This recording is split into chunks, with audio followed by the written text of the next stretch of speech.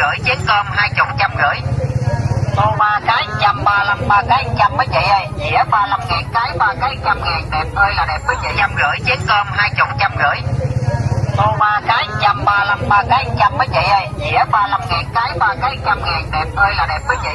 Rồi coi cái gì cần biết, còn nếu mình lỡ mình xài mấy chị, đó lâu lâu mới có lễ hội mua xài. Cái lỡ mấy chị ơi, cái nước cao cấp 20 có 150, chén chè 20 có 150. Chén ăn khô chưa mới chén ăn khô 20, 150 hả cô? Chén con nhé.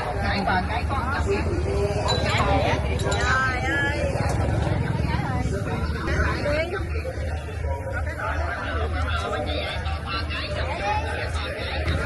Để con thải.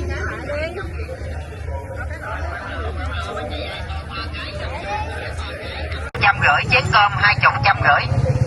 Tô 3 cái 135, 3 cái 100 mấy chị ơi. Dĩa 35 ngàn cái, 3 cái 100 ngàn, đẹp ơi là đẹp.